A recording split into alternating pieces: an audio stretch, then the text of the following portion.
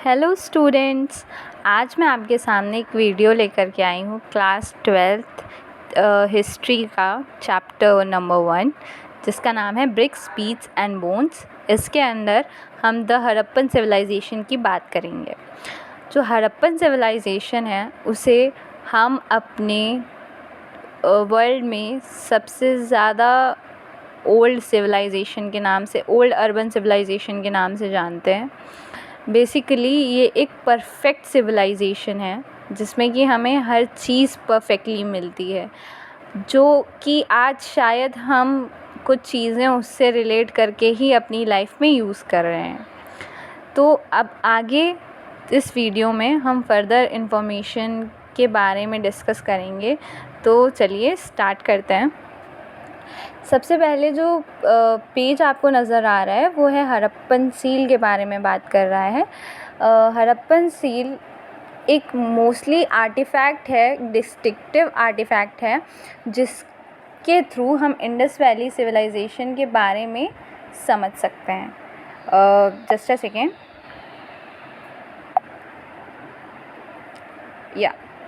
तो हड़प्पन सिविलाइजेशन में हम ये थ्रू क्या कहते हैं, सील के थ्रू हम सिविलाइजेशन के बारे में जान सकते हैं। जो सील्स थी वो हमें कई तरह की इंफॉर्मेशन देती हैं, जस्ट लाइक कि किस चीज़ों का यूज़ हुआ था सील में, किस तरह से वो बनी थी, और जो सील्स होती हैं वो हमें उस टाइम पीरियड के बारे में समझाती हैं कि एग्जैक्टली वहाँ पर चीज़ें कैसी थी। तो जैसा कि इसमें दिख रहा है आपको साफ साफ लिखा हुआ है कि जो स्टोन जो हमारी सील हुआ करती थी वो एक स्टोन से बनती थी जिसका नाम था स्टीएटाइट स्टोन, ठीक है, और जिसमें कि कई सारे एनिमल्स के साइंस होते थे, कई सारी स्क्रिप्ट्स लिखी होती थी। बट एक चीज़ बहुत ज़्यादा ध्यान रखने वाली ये है कि अभी तक जो हड़प्पन सिविलाइजेशन में जो उसकी स्क्रिप्ट है वो अभी तक डेसिफर्ड नहीं हुई है। इट मीन्स कि अभी तक उसको किसी ने पढ़ा नहीं है, कोई उसको पढ़ नहीं पाया है। हमें इस सिविलाइजेशन के बारे में कैसे पता चलता है? उसके एविडेंसेस हमें मिलते हैं मेसोपोटामिया के स्क्रिप्ट से। उसकी स्क्रिप्ट पढ़ ली गई है, तो वहाँ पर हड़प्पन सिविलाइजेशन में मेलुहा नाम हड़प्पन सिविलाइजेशन के लिए यूज़ हुआ है, हड़प्पन्स के लिए मेलुहा यूज़ हुआ है। तो इस तरह से कुछ एविडेंसेस मिलते हैं जिसकी वजह से हमें हड़प्पन सिविलाइजेशन के बारे में पता चलता है।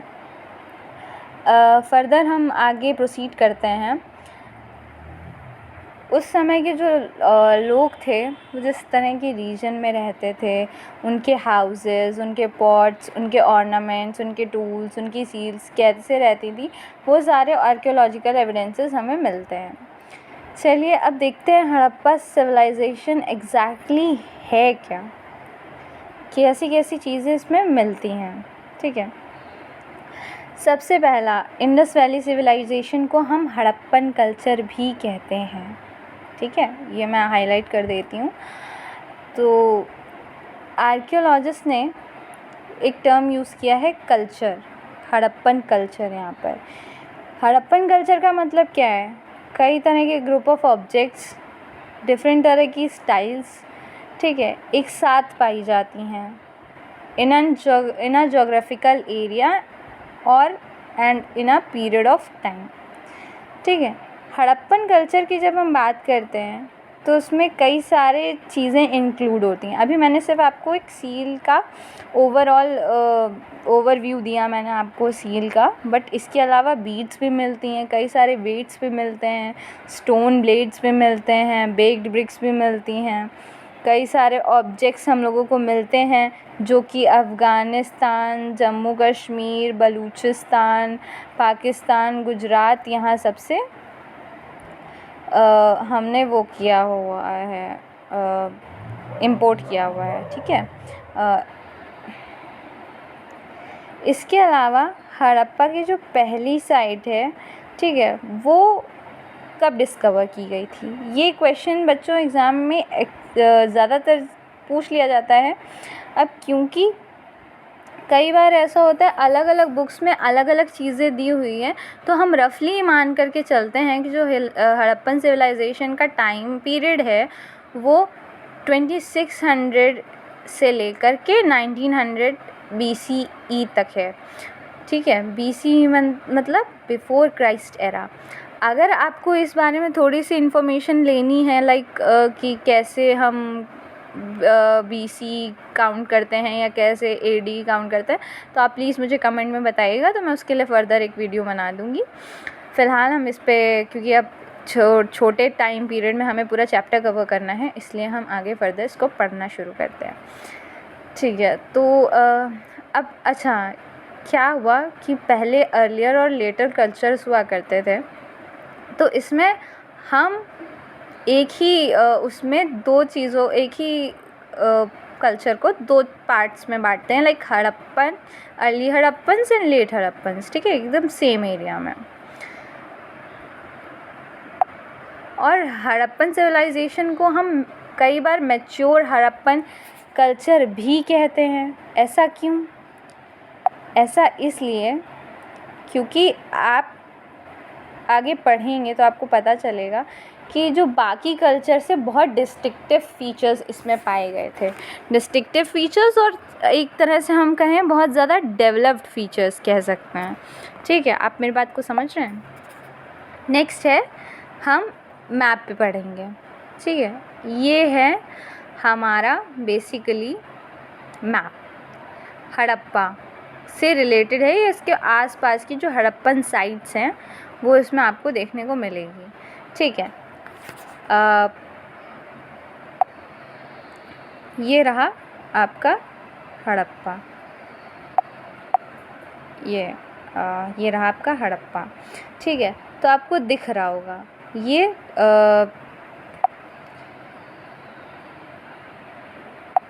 आपको दिख रहा होगा हड़प्पा जो है ये रावी नदी के किनारे है। ठीक है, हम देख सकते हैं कि हड़प्पन सिविलाइजेशन एक बहुत बड़ी सभ्यता थी जो इंडस रिवर के आसपास बसी हुई थी।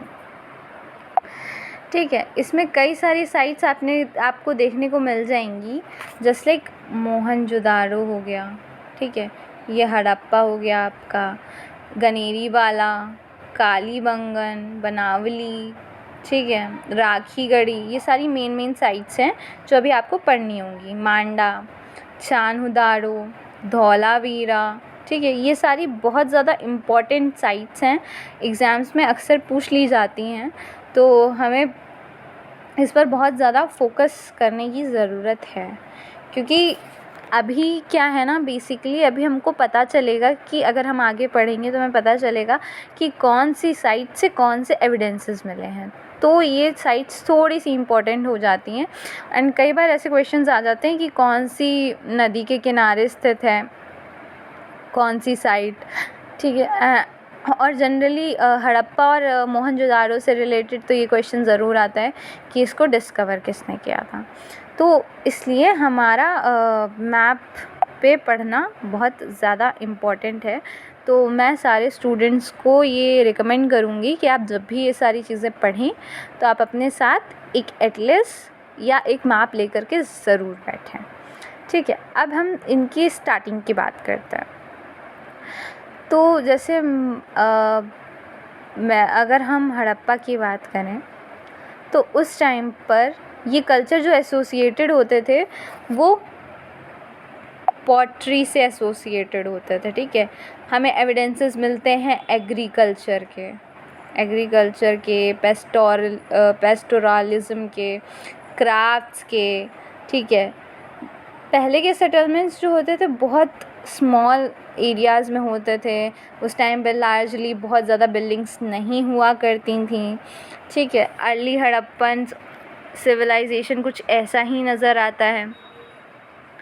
कुछ साइट्स पे हमको आग के एविडेंसेस मिलते हैं।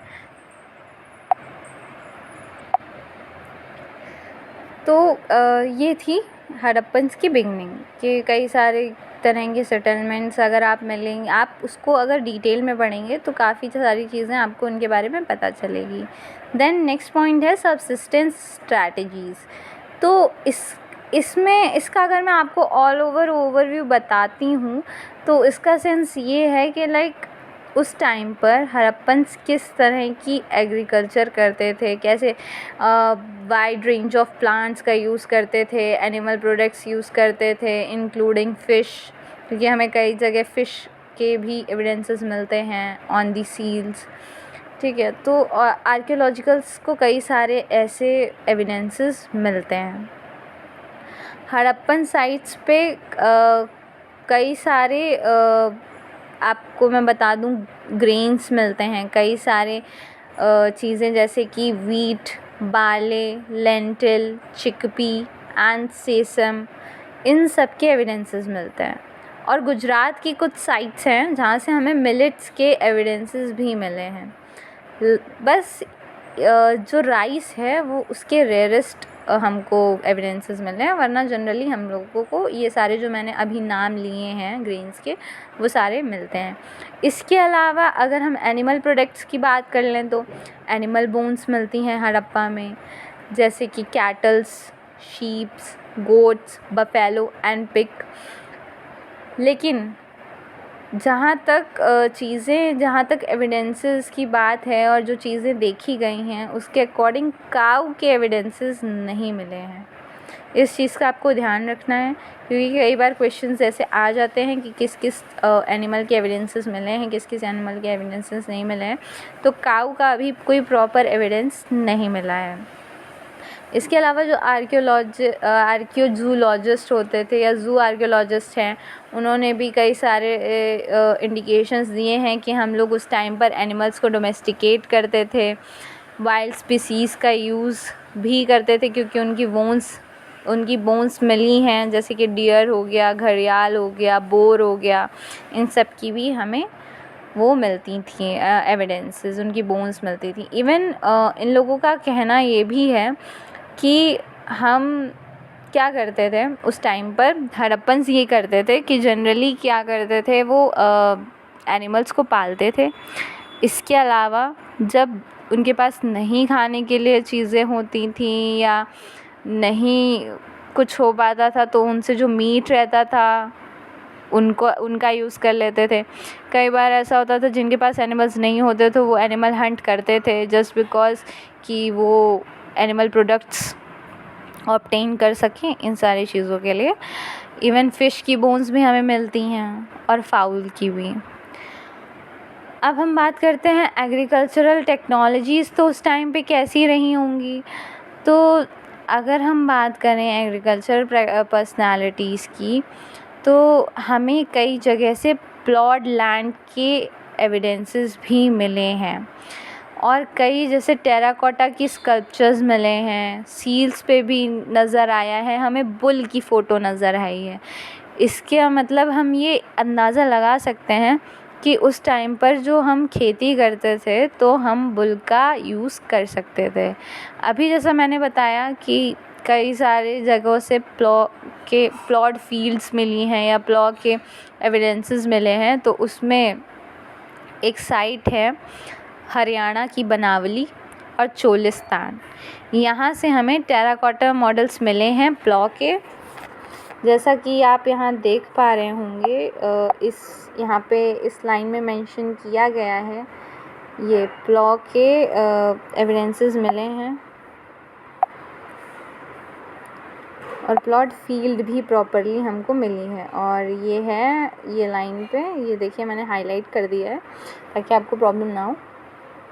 इसके अलावा आर्कियोलॉजिस्ट को प्लॉट फील्ड मिली है जो वो कालीबंगन से मिली है। मैंने बताया था कई सारे प्लॉज मिले हैं, ठीक है, और टेराकोटा के बने हुए प्लॉ के मॉडल्स एंड इसके अलावा प्लॉट फील्ड मिली है कालीबंगन से।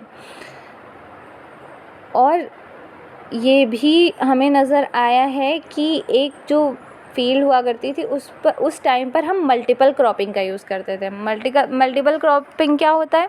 Multiple cropping in the sense एक ही खेत पर हम 2 से ज़्यादा तरह की फसलें लगाएं, ठीक है।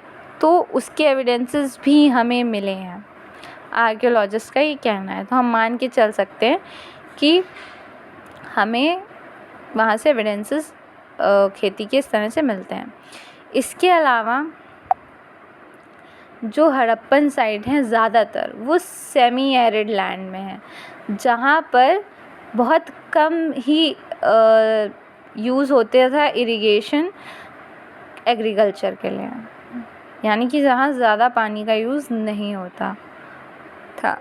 इसके अलावा कैनाल्स के ट्रेसेस भी हमको मिले हैं, जो कि हमें मिले कहाँ से, अफ़गानिस्तान की एक साइट है शोरतुगई, वहाँ से हमें इसके एविडेंसेस मिलते हैं। ठीक है, और ये भी कहा जा रहा है कि ये पॉसिबल है कि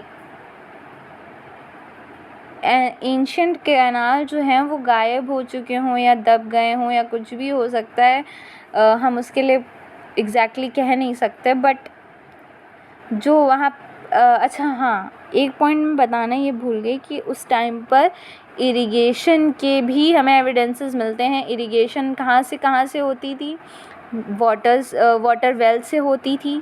ठीक है, स्टेप वेल्स भी मिलते हैं हमको, इसमें स्टेप वेल्स जहाँ तक मेंशन नहीं है, बट स्टेप वेल्स भी मिलते हैं हमें, वाटर रिजर्वॉयर भी मिलते हैं धौलावीरा गुजरात से। ठीक है, जहाँ पर एग्रीकल्चर के लिए वाटर का यूज़ होता है।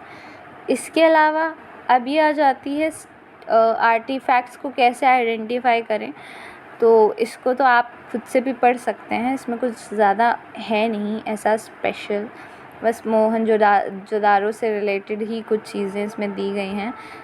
आप फिगर 1.5 में देख सकते हैं कि कैसे रिजर्वॉयर दिया है, ये देखिए। इससे हम कह सकते हैं कि देखिए हमें रिजर्वॉयर का एविडेंस मिलता है कि इस तरह से पहले पानी का हम उपयोग किया करते थे।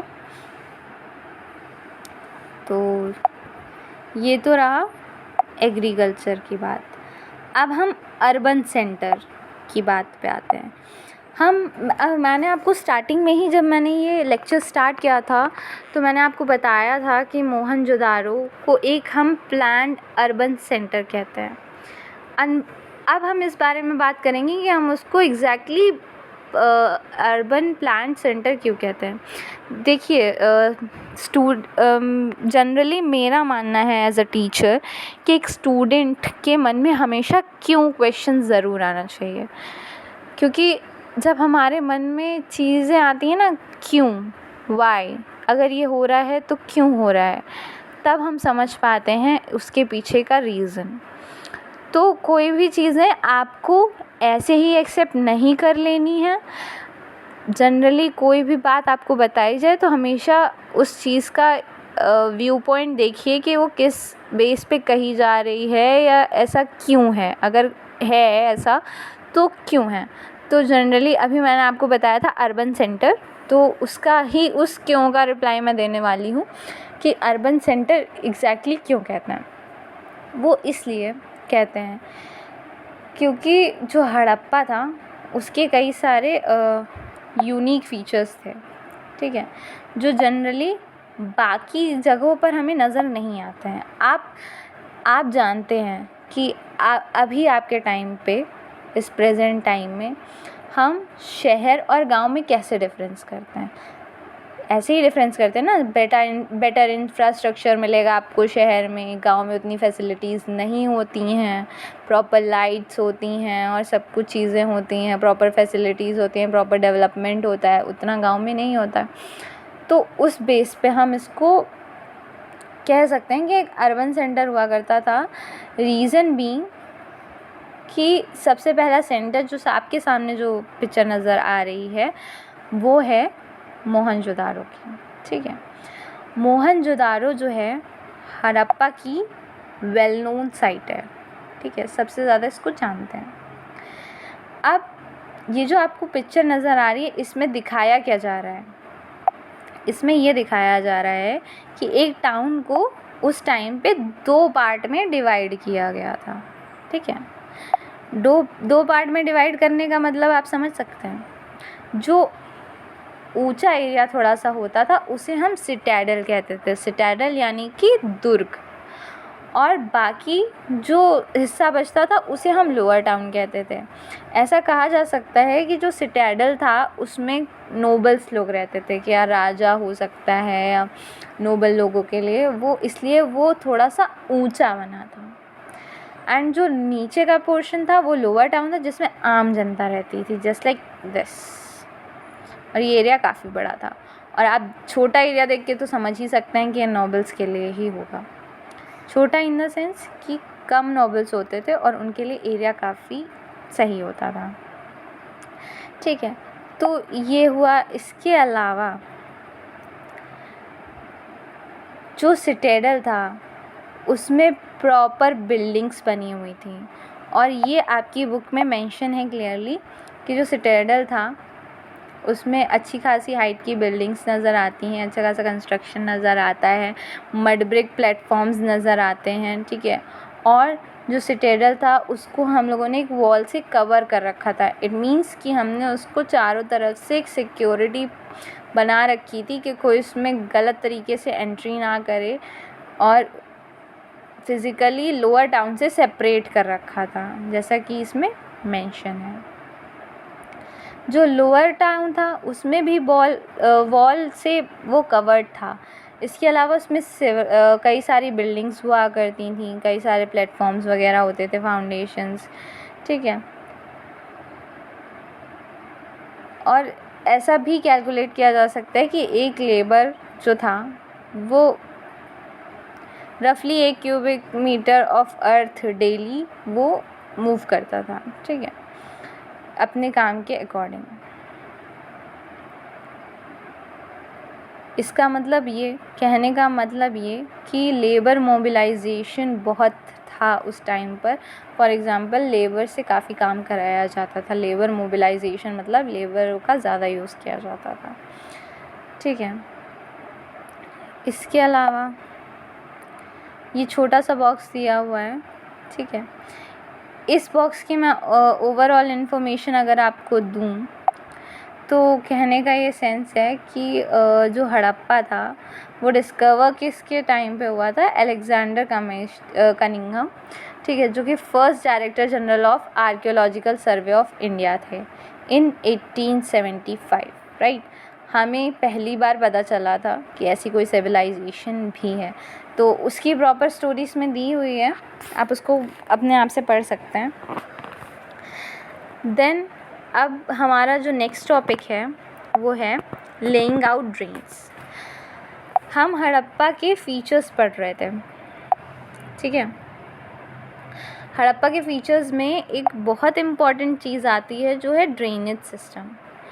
ड्रेनेज सिस्टम भी एक फीचर है जो कि हमें बताता है कि एक अर्बन सिविलाइजेशन था।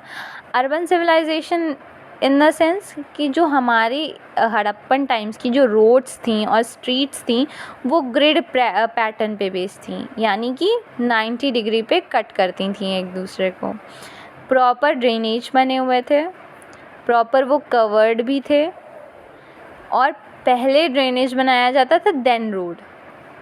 इसके हमें एविडेंसेस मिलते हैं। ठीक है, आपकी बुक में ये यहाँ पे भी मेंशन है। इसके हिसाब से घर बनाए जाते थे। ठीक है, अब जो इसमें ये भी मेंशन है कि जो डोमेस्टिक वेस्ट वाटर होता था वो कहीं पर भी स्ट्रीट पे नहीं बहता था। हर एक घर में प्रॉपर ड्रेनेज सिस्टम था। ड्रेनेज इन द सेंस नाली, जो आपके आज के टाइम पे हम जिसे कहते हैं, उसमें प्रॉपर पानी को प्रॉपर तरह से मैनेज किया जाता था। इस तरह से भी हम इसको एक अर्बन सिविलाइजेशन कह सकते हैं। देन नेक्स्ट पॉइंट है सिटेडल्स के बारे में। एक छोटा सा बॉक्स यहाँ आपको दिया गया है, आप देख सकते हैं। ये सिटेडल के बारे में बहुत ज़्यादा इन्फॉर्मेशन इसमें इम्पॉर्टेंट नहीं है, बट हाँ छोटा मोटा अगर आप धौलावीरा और लोथल की बात करें तो उसमें बताया गया है कि ये दोनों ऐसी साइट्स हैं जो प्रॉपरली फोर्टिफाइड हैं। फोर्टिफाइड इन द सेंस किलाबंदी हो चुकी है, चारों तरफ से कवर है, लोथल और धौलावीरा। ठीक है, और इनमें दो दो सेक्शन हैं और धौलावीरा में तो आई थिंक 3 सेक्शन हैं प्रॉपर। तो इस तरह से हमको एविडेंसेस मिलते हैं। नेक्स्ट है डोमेस्टिक आर्किटेक्चर। डोमेस्टिक आर्किटेक्चर की बात करें तो जो लोअर टाउन है उसमें हमें कई सारी रेजिडेंशियल बिल्डिंग्स मिलती हैं। Residential buildings in the sense लोग उसमें अच्छी खासी बिल्डिंग्स में रहते हैं, ठीक है। हमें मिलता है court yard with rooms in all sides. ऐसा कोर्ट यार्ड मिलता है, उसके चारों ओर रूम्स हैं, जैसे कि आप इस पिक्चर में देख सकते हैं, आपको पूरा समझ में आ जाएगा। इस तरह के घर हुआ करते थे। देन अब हम बात करते हैं ये तो हो गया कोर्ट यार्ड, ठीक है। कुकिंग वीविंग के सेंटर्स भी हुआ करते थे ऐसे कोर्ट यार्ड, ठीक है, during hot and dry weather. एक बहुत इंटरेस्टिंग बात इसमें हमें ये नज़र आती है कि जो ग्राउंड फ्लोर पे थी उस टाइम पे घरों में ग्राउंड फ्लोर पर एक भी विंडो नज़र नहीं आती है। ऐसा आर्कियोलॉजिस्ट का मानना है कि मे बी ये प्राइवेसी कंसर्न की वजह से रहा हो, कभी भी ग्राउंड फ्लोर पे हमें कोई भी विंडो नहीं मिलती, हमेशा फर्स्ट फ्लोर पे विंडो आपको नज़र आएगी। और मैं बता दूं इसमें आपको जनरली मतलब 1 फ्लोर का या 2 फ्लोर का घर आपको मिल जाता है इसमें देखने को। इसके अलावा आपको मैंने बताया बाथरूम मिलते हैं जिसमें कि पेव्ड ब्रिक्स होती हैं, drains connected through the walls होते हैं जो कि स्ट्रीट ड्रेन्स होती हैं डायरेक्ट। कुछ हाउसेस में स्टेयरकेस होते हैं जो 2nd स्टोरी से रूफ तक जाते हैं, ठीक है। कई हाउसेस में वेल्स होते हैं। वेल्स का एक बहुत ज़्यादा इम्पोर्टेंस देखने को मिला है क्योंकि पूरे मोहनजोदारो में नियरली 700, आप समझ सकते हैं 700 is a large counting, 700 wells हमको नज़र आते हैं मोहनजोदारो में। तो आप वेल्स की इम्पोर्टेंस समझ सकते हैं। फिर से अब पेज नंबर 7 पे अगर आप देखते हैं तो पेज नंबर 7 पे एक और बॉक्स हमको मिल जाता है छोटा सा देखने को, ठीक है। तो ये भी इसमें बहुत ज़्यादा कुछ इम्पोर्टेंट नहीं है। हम इसमें बात करते हैं मटेरियल्स की कि किन चीज़ों से क्या हमको मिलता है, कैसा ड्रेनेज सिस्टम था, या इसके अलावा मैके क्या कहते हैं, उन सब के बारे में मिलता है। तो अगर आप पढ़ना चाहें तो आप पढ़ सकते हैं। Next thing is citadel. अभी तक तो हमने ये पढ़ा कि 2 पार्ट्स में डिवाइडेड था। अब बात आती है सिटेडल में क्या क्या चीज़ें थी। तो सिटेडल की हम बात करें तो सिटेडल के जो स्ट्रक्चर्स हैं स्पेशल पब्लिक पर्पस के लिए, स्पेशल पब्लिक पर्पस या हम कह सकते हैं नॉबल्स के लिए यूज़ किए जाते हैं। इसमें कैसे वेयर हाउस मिलते हैं हमको, warehouse in the sense हम उसमें स्टोर कर सकते हैं चीज़ें, ठीक है, जिसमें कि हमें लोअर ब्रिक का मैसिव स्ट्रक्चर मिलता है, मतलब एक अच्छे लेवल पर उसमें कंस्ट्रक्शन हुआ है, ठीक है। जो अपर पोर्शन है, जो लोअर सेक्शन है वो काफ़ी एक मैसिव स्ट्रक्चर है वेयर हाउस का। जो अपर पोर्शन होता है वो प्रोबेबली वुड का बना हुआ होता है, ठीक है। इसके अलावा हमें ग्रेट बाथ मिलती है। ग्रेट बाथ क्या थी? एक लार्ज रेक्टेंगुलर टैंक, ठीक है, जो कोर्टयार्ड के आसपास है, कोर्टयार्ड जिससे सराउंडेड है, ठीक है, by a corridor on 4 sides. वहाँ पर 2 flights of steps on the north है and south leading into the tank. इसके अलावा उसमें क्या यूज़ किया गया है, उसमें जो मटेरियल यूज़ किया गया है वो है जिप्सम और मोटार ऑफ जिप्सम, ठीक है, आप समझ सकते हैं जिप्सम के मोटार से बनाई गई है। वहाँ पर तीनों साइड्स ग्रेट बाथ के तीनों साइड रूम है, ठीक है, और वाटर टैंक भी है, huge drain across a lane to the north side, ठीक है। इसके अलावा 8 बाथरूम्स मिले हैं, 4 on each side of the corridor, हर साइड पे 4 वॉशरूम्स मिले हैं, बाथरूम्स मिले हैं। इस स्ट्रक्चर की यूनिकनेस है कि इसके कई सारे डिस्टिंक्टिव फीचर्स हैं, जैसे स्कॉलर सजेस्ट करते हैं स्पेशल रिचुअल बाथ्स इसमें जहाँ तक हुआ करती थी, ऐसा अंदाज़ा लगाया जा रहा है। आप ये मैप बहुत ही ज़्यादा क्लियरली देख सकते हैं, क्योंकि मेरे पास बहुत ज़्यादा टाइम नहीं है इस वीडियो में मैं हर एक चीज़ बता पाऊँ। अगर आप सपोर्ट करेंगे, अगर आप चाहेंगे तो मैं ऐसा करूँगी, लेकिन फ़िलहाल का ये एक आप मैप देख सकते हैं। ओवरऑल व्यू मैं इसमें आपको दिखा सकती हूँ कि इस तरह से अगर आप देखेंगे तो आपको समझ में आएगा कि चीज़ें किस तरह से थीं। ठीक है, इस तरह से चीज़ें बनी हुई थी।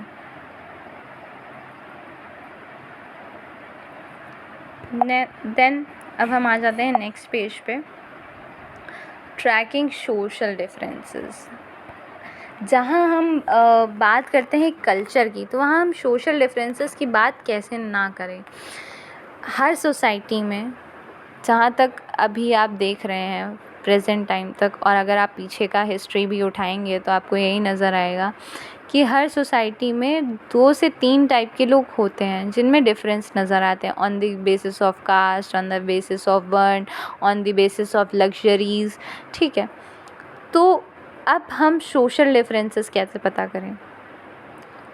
आर्कियोलॉजिस्ट जो हैं उन्होंने कई सारी स्ट्रेटजीज़ फाउंड की, ठीक है, पता करने के लिए कि कैसे सोशल डिफरेंसेस होते थे या कैसे इकोनॉमिक डिफरेंसेस होते थे, कैसे एक कल्चर में हम ये सारी चीज़ें पता लगा सकते हैं। ये पता लगाने का तरीका है बरियल्स यानी कि लोगों को दफनाने के तरीके,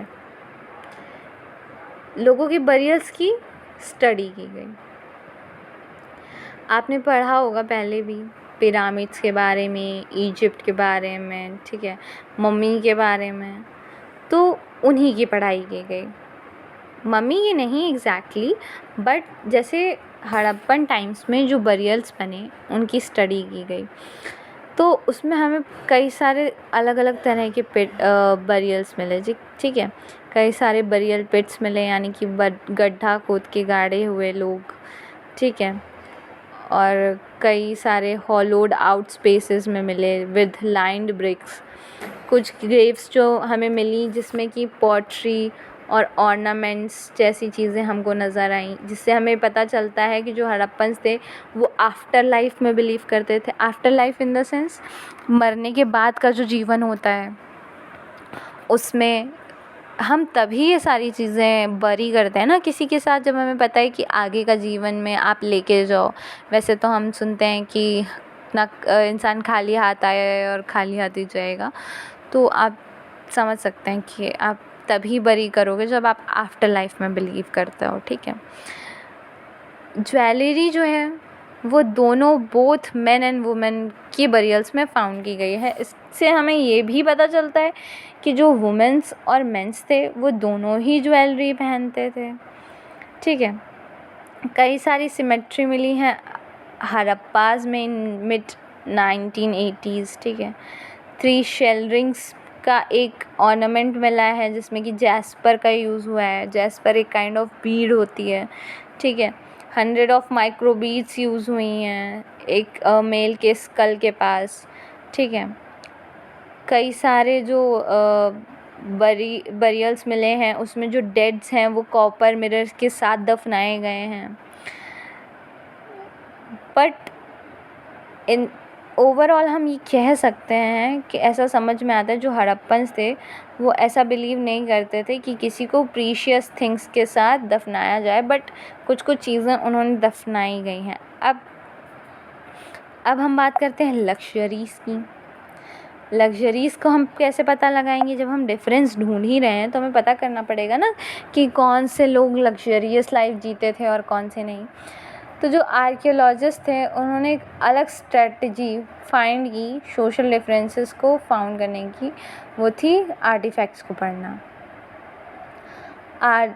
आर्कियोलॉजिस्ट ने क्या किया, चीज़ों को 2 पार्ट्स में डिवाइड किया, दैट इज़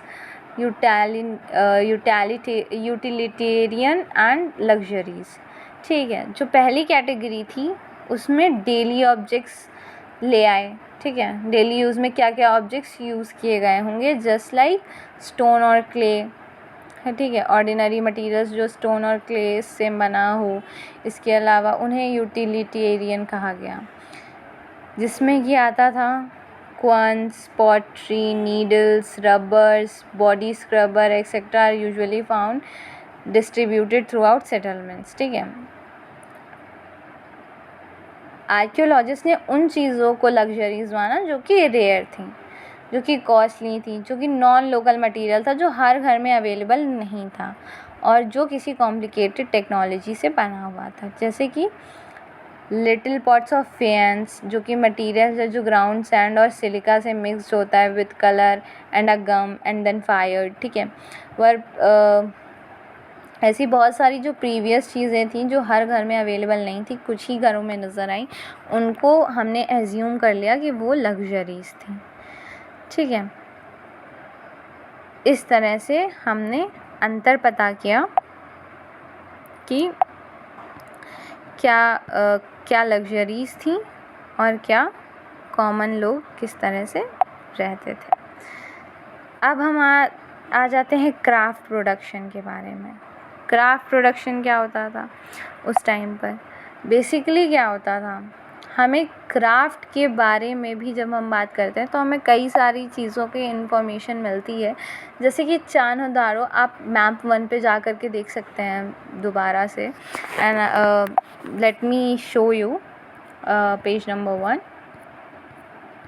जब हम मैप नंबर 1 देख रहे हैं तो मैंने आपको चान्होदारो मेंशन किया था, एक बार फिर से मैं आपको दिखा देती हूँ, ठीक है। ये रहा आपका चान्होदारो, ठीक है। हाँ, तो अब आपने चान्होदारो की लोकेशन देख लीजिए प्रॉपर, क्योंकि एग्ज़ाम्स में पूछी जा सकती है। तो हम लोग बात कर रहे थे आर्टिफैक्ट्स ना, हाँ, क्राफ्ट प्रोडक्शन की, ठीक है। तो ये रहा क्राफ्ट प्रोडक्शन में जब हम बात करते हैं तो चान्होदारो, ठीक है, एक टाइनी सेटलमेंट था। मोहनजोदाड़ो से कंपेयर कर सकते हैं, बट मोहनजोदाड़ो जितना बड़ा नहीं था। सबसे ज़्यादा क्राफ्ट प्रोडक्शन के जो एविडेंसेस हैं वो हमें यहीं से मिलते हैं, जैसे कि बीड मेकिंग का काम हमें मिलता है, शेल कटिंग का काम मिलता है, मेटल वर्किंग का मिलता है, एंड सील मेकिंग का काम भी हमें मिलता है, सील मेकिंग और वेट मेकिंग। तो आप देख रहे हैं इसमें मेंशन है ऑलरेडी, चान्होदारो से हमें काफ़ी सारे एविडेंसेस मिलते हैं।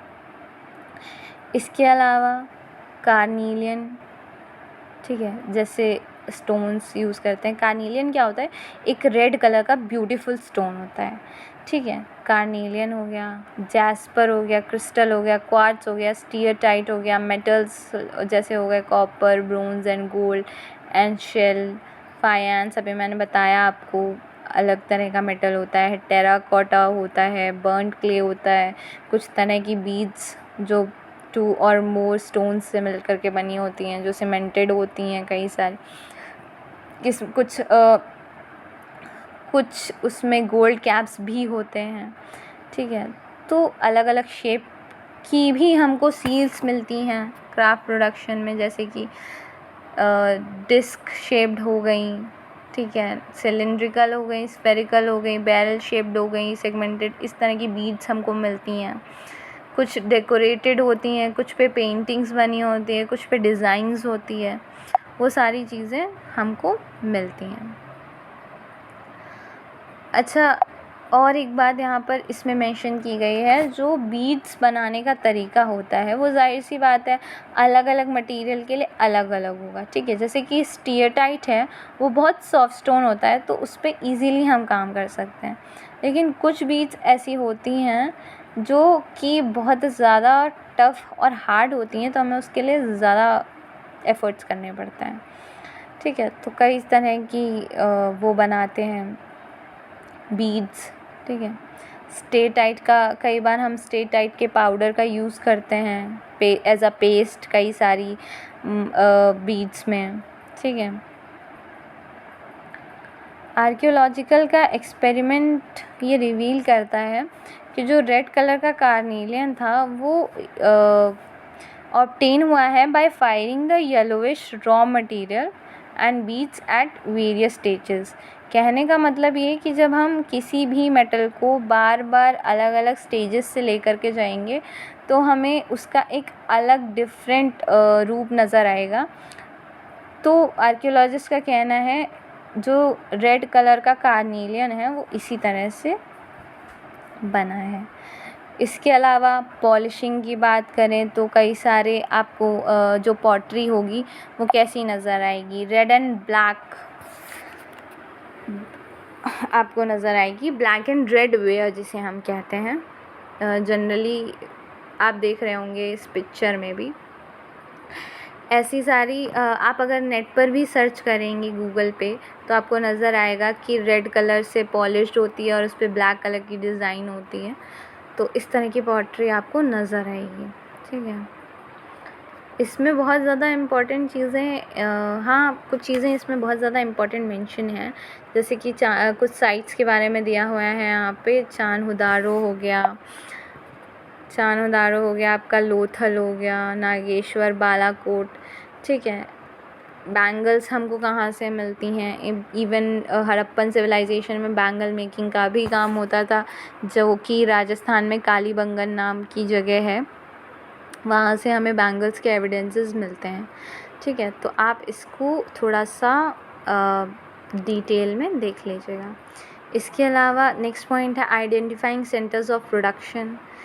तो रॉ मटेरियल्स जो होते थे, स्टोन नोड्यूल्स होते थे, होल शेल्स होते थे, कॉपर ओर्स होते थे, टूल्स होते थे, अनफिनिश्ड ऑब्जेक्ट्स होते थे, रिजेक्ट्स एंड वेस्ट मटेरियल्स होते थे, ये सब हम कहीं ना कहीं हमको मिलता था। कहने का मतलब ये कि जब हम किसी चीज़ का प्रोडक्शन करते हैं तो हम डिफरेंट जगह से रॉ मटेरियल्स को कलेक्ट करते हैं। वैसे ही उस टाइम पर चीज़ें होती थी, हमारे पास डिफरेंट जो कह सकते हैं बीड्स आती थी या रॉ मटेरियल आता था चीज़ों के प्रोडक्शन करने के लिए, तो वो सब डिफरेंट कंट्रीज से ही आता रहा। नेक्स्ट है strategies for procuring materials from सब कॉन्टिनेंट एंड बियॉन्ड। ये बहुत ज़्यादा इम्पॉर्टेंट नहीं है वैसे, इसमें सिर्फ इतनी चीज़ें दी गई हुई हैं, जैसे कि टेराकोटा टॉय मॉडल्स की बात करें तो उसमें कई सारे बुलक कार्ट्स हमको नज़र आते हैं, टेराकोटास के बने हुए, टेराकोटा इन द सेंस मिट्टी की बात हम यहाँ पे कर रहे हैं। बुलक कार्ट्स नज़र आते हैं, ठीक है, जिसके थ्रू ट्रांसपोर्टेशन हुआ करता होगा उस टाइम पे।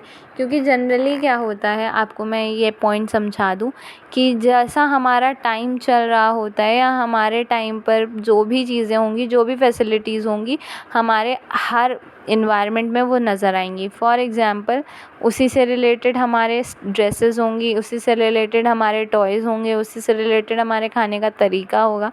तो हम जनरली किसी भी इन्वायरमेंट से अगर हम उसको स्टडी करते हैं तो हम ये पता लगा सकते हैं कि उस टाइम पे किस तरह का माहौल रहा होगा। तो वही चीज़ इसमें भी है। तो बुलक कार्ट मिल रही है, इसका मतलब ये है कि हम बुलक कार्ट का यूज़ करते होंगे ट्रांसपोर्टेशन के लिए या पीपल्स को इधर से उधर ले जाने के लिए, रिवराइन रूट्स में जाने के लिए। तो ये सारी चीज़ें मिलती हैं। इसके अलावा कई सारे मटेरियल्स जो अभी मैंने आपको बताया कि डिफरेंट जगह से आते थे, इंपोर्ट करे जाते थे, वो हम कह सकते हैं, जैसे कि उनकी बात की गई है, जैसे कि नागेश्वर और बालाकोट हो गया, इसमें कई सारे क्राफ्ट प्रोडक्शन मिलते थे। कुछ साइट्स हैं जैसे कि शौर्तुगई में, जो कि अफ़गानिस्तान में है, वहाँ से भी हमको मिलता था, जैसे कि लापिस लजूली वहाँ से ही आता था। एक ब्लू स्टोन होता है जनरली और जिसकी बहुत हाई वैल्यू होती है, ठीक है। लोथल, जो कि जहाँ से हमें भरूच से, जो गुजरात का भरूच है, वहाँ से हमें रेड कार्नेलियन मिल जाता है। स्टेटाइट जो है हमें राजस्थान के अराउंड मिल जाता है, राजस्थान में खेतरी में। तो ये सारी चीज़ें, ये सारी प्लेसेस दी हुई हैं, ठीक है, मैंने हाईलाइट कर दिए हैं यहाँ पे, आप एक बार देख लीजिएगा, मैप में लोकेट कर लीजिए, क्योंकि बहुत ज़्यादा इम्पॉर्टेंट है ये एग्ज़ाम के पॉइंट ऑफ व्यू से, क्योंकि ये सारी चीज़ें मैप में पूछ ली जाती हैं, ठीक है। नेक्स्ट है, ये मैप दिया गया है। अब इस मैप में क्या शो हो रहा है, ये जनरली हमारे आसपास की सिविलाइजेशन जो उस टाइम पर हमारे साथ चल रही थी, ठीक है। फॉर एग्ज़ाम्पल मैं आपको दिखाऊं, ये हमारी हो गई हड़प्पन सिविलाइजेशन ना, अभी मैंने आपको पढ़ाया ये हड़प्पन सिविलाइजेशन हो गई, ठीक है। आपको हड़प्पा दिख रहा होगा, मेलुआ हड़प्पा को ही कहते थे। सुत्कांगेंडोर एक हड़प्पा का ही साइट है, और लोथल भी।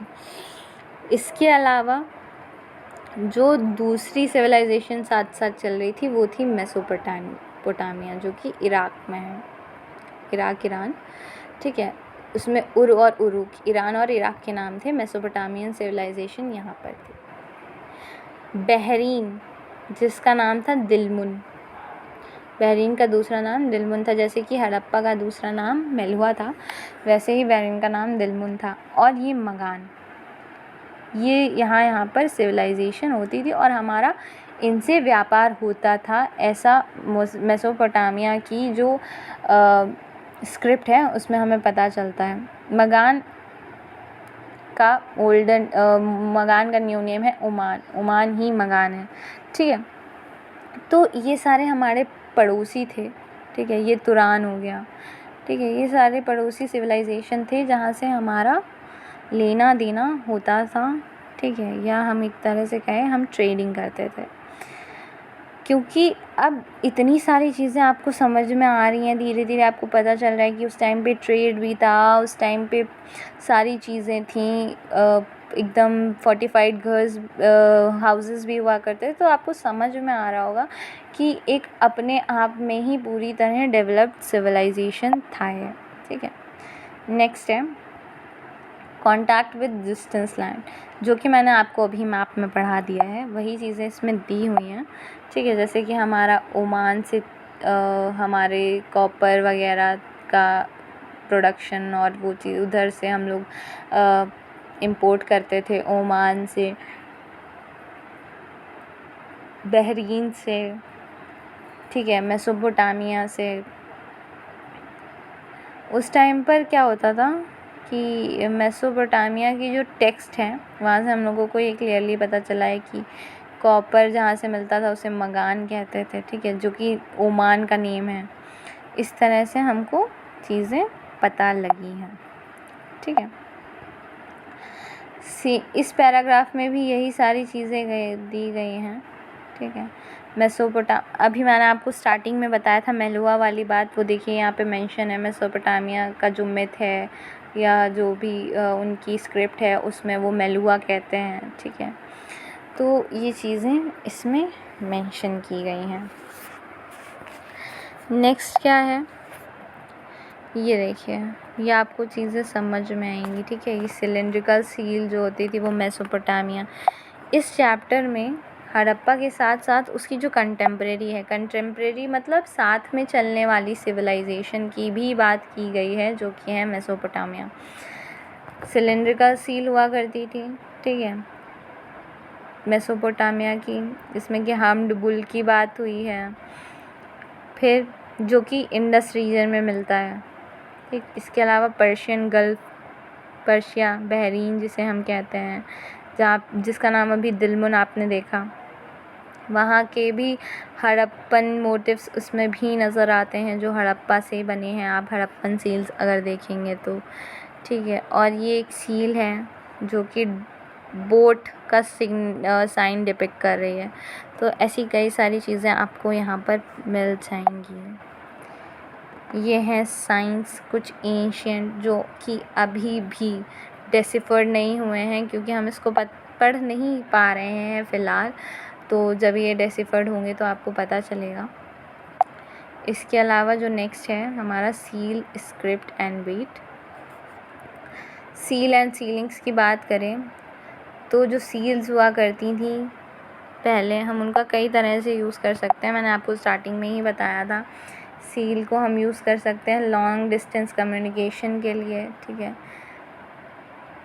Imagine a bag of goods being sent from one place to another. हम ऐसा भी कर सकते हैं सील के साथ कि भाई आपने देखा होगा, अगर मोहनजोदारो मूवी आपने देखी हो तो उसमें ये चीज़ें बताई गई हैं कि जैसे एक सील जैसे किसी ने फॉर एग्ज़ाम्पल किसी ने अपना सामान किसी दूसरे के वहाँ भेजा है, तो कैसे पता लगेगा कि ये हमारा सामान है? Because of seal. सामने वाले ने अपनी सील लगा के भेजी है और दूसरे इंसान के पास, तो आपको पता चलेगा कि ठीक है, ये उसकी सील है, इस तरह की सील वहाँ पे यूज़ होती है एंड उसने ये सामान भेजा है। तो इस तरह के कन्फ्यूजन से बचने के लिए सील का यूज़ किया जाता है होगा। इसके अलावा हम ये कह सकते हैं सील को एज़ अ आइडेंटिफिकेशन भी हम यूज़ कर सकते हैं, ठीक है। तो बहुत सारी चीज़ें इसमें दी गई हुई हैं। अब बात करें स्क्रिप्ट की। जो हड़प्पन सील है उस पे हमेशा एक लाइन ऑफ राइटिंग हमको मिली है हर सील पे, ठीक है। प्रोबेबली हो सकता है कि वो किसी कंटेनिंग का, जो उस सील को कंटेन करता हो, उसका नाम हो या किसी स्कॉलर का नाम हो या किसी ओनर का टाइटल हो। हमें अभी उसमें कुछ भी नहीं पता चल पा रहा है क्योंकि हमने उसको डिसिफर नहीं किया। जो मोस्ट इंस्क्रिप्शंस यूज़ हुए हैं वो शॉर्ट इंस्क्रिप्शंस यूज़ हुए हैं, जैसे कि इसमें लिखा हुआ है, ठीक है। और जो लॉन्गेस्ट साइंस यूज़ हुए हैं वो 26 साइंस हैं, लॉन्गेस्ट कंटेनिंग अबाउट 26 साइंस, ठीक है। और अभी तक इसकी स्क्रिप्ट पढ़ी नहीं गई है। वैसे तो इसमें कई सारे साइंस हैं, समवेयर 375 टू 400 साइंस आपको मिल जाएंगे इसमें, लेकिन फिर भी अभी हम इसका बहुत ज़्यादा पता नहीं लगा पाए हैं कि जनरली इसमें क्या कहा गया है और क्या नहीं कहा गया। नेक्स्ट है हमारा टॉपिक जो है वेट। हम वेट की बात करें तो स्टोन एक स्टोन आता था, चर्ट नाम जिसका होता था, उससे हम वेट बनाते थे और generally cubical with no markings, ठीक है। आपको यहाँ दिख रहा होगा, इसमें मेंशन किया गया बाइनरी, लोअर डिनोमिनेशंस जो होते थे वेट्स के वो बाइनरी होते थे, जस्ट लाइक 1 2 4 8 16 इस तरह से वेट्स होते थे, ठीक है। और कहाँ तक होते थे? 12,800 यानी कि 12,800, ठीक है। जो हायर डिनोमिनेशंस होते थे वो डेसिमल सिस्टम से रिलेटेड होते थे, ठीक है। स्मॉलर वेट्स जो होते थे यूजुअली ज्वेलरी और बीड्स के लिए यूज़ किए जाते थे, ठीक है। अब एंशिएंट अथॉरिटी की बात करें। एंशिएंट अथॉरिटी मतलब ये कि उस टाइम पर सरकार कौन चलाता होगा। जैसे कि हम रहते हैं तो हमें फ़िलहाल हम हैं तो हमें चलाने के लिए एक सरकार की ज़रूरत है। पहले टाइम पे जब आप मोनार्की सिस्टम अगर पढ़ें तो उस टाइम पे एक राजा की ज़रूरत होती थी। तो सेम जब इतने लोग रहने वाले किसी सिटी में हैं तो ज़ाहिर सी बात है उन्हें चलाने के लिए किसी ना किसी की तो ज़रूरत पड़ेगी ना, कोई तो राजा होना चाहिए। तो रही बात पैलेसेस की, मैं बता रही थी जैसा कि हमें चलाने के लिए कोई सरकार या कोई अथॉरिटी ज़ाहिर सी बात है हमें चाहिए। तो उस टाइम पर भी कई सारे एविडेंसेस मिलते हैं, जैसे कि एक स्टोन स्टैचू मिलता है, ठीक है। ये स्टोन स्टैचू आप देख सकते हैं इस पिक्चर में, ठीक है। इसको नाम दिया गया है प्रीस्ट किंग, ठीक है। ये यहाँ पर मेंशन्ड है, जो कि मेसोपोटामियन हिस्ट्री में उसको प्रीस्ट किंग कहा गया है। कई सारे इंडस रीजन से ये चीज़ें मेंशन की गई हैं, ठीक है। तो इस तरह की चीज़ें हमको पता चलती हैं कि वैसे तो कई सारे आर्कियोलॉजिस्ट का ये कहना है कि जो हड़प्पन सोसाइटी थी वहाँ पर कोई रूलर्स नहीं थे। फॉर एग्ज़ाम्पल वहाँ पर ओलिगार्की चलती थी। ओलिगार्की इन द सेंस कि वहाँ पर ग्रुप में जैसे 4-5 लोग बैठते थे और फिर डिसीजन होता था, लाइक कोई एक ऐसी अथॉरिटी नहीं थी, मोनार्की सिस्टम नहीं था। ऐसा कई सारे आर्कियोलॉजिस्ट का कहना है, बट हमको ये चीज़ें क्लियर नहीं हो पा रही हैं जस्ट बिकॉज़ कि हड़प्पा की जो स्क्रिप्ट है वो अभी तक पूरी तरह से पढ़ी नहीं जा पाई है, ठीक है। और बहुत सारी चीज़ें इसमें अभी भी बाकी हैं। तो आज के पार्ट में बस इतना ही, क्योंकि काफ़ी ज़्यादा लेंदी वीडियो बनाने का कोई मतलब नहीं है। तो इसमें जो इम्पॉर्टेंट चीज़ें थी मैंने वही मेंशन की हैं, मैं बहुत ज़्यादा डिटेल में नहीं गई हूँ। ठीक है, तो आज की वीडियो में इतना ही फ़िलहाल। नेक्स्ट पार्ट के लिए हम नेक्स्ट डे का इंतज़ार करते हैं। ठीक है, तो नेक्स्ट वीडियो में हम ये पूरा पार्ट कवर करेंगे, फिर अगले चैप्टर्स को भी कवर करेंगे। तो अगर आपको ये वीडियो पसंद आई हो तो प्लीज़ लाइक, शेयर और सब्सक्राइब करें, और इस तरह की छोटी स्टडी से रिलेटेड वीडियोस देखने के लिए, हमारे साथ जुड़े रहने के लिए प्लीज़ बेल आइकन को प्रेस करें। Thank you so much.